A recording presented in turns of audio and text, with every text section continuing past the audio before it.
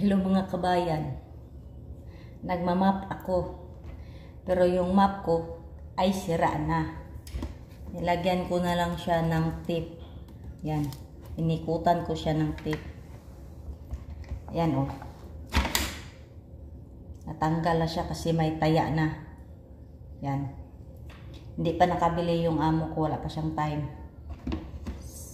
Palagi na lang sinasabi, inshallah bukura, inshallah bukura.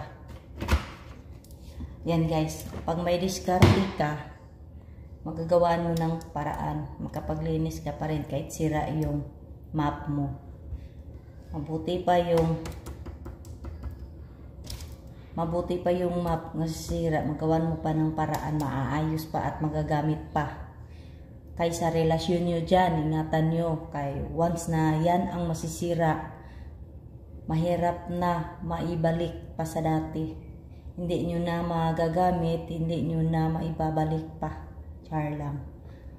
Sinasabi ko lang yung totoo guys, kasi naranasan ko na yan. Relate much kayo. Kaya iyan guys, ingatan nyo yung mga relasyon nyo dyan, kasi hindi yan katulad sa map ko.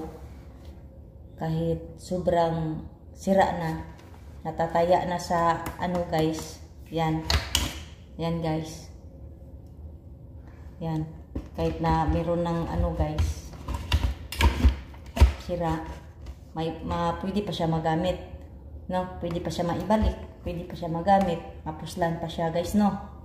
Kaysa relasyon nyo, hindi na magamit, hindi na maibalik, hindi na mapuslan, masira na ang lahat. Hindi katulad dito. Kawawa naman yung mga merong ano dyan, karelasyon. Except me, wala nang masira sa akin. Map na lang nasira sa akin. Pero nagawan ko na ng paraan. Okay na, gamit na. Tapos na ako maglinis. Kaya, bye-bye lang guys. Ingat-ingat kayo sa mga relasyon nyo dyan. Mahirap na. Yan ang masira. Bye-bye. God bless you all.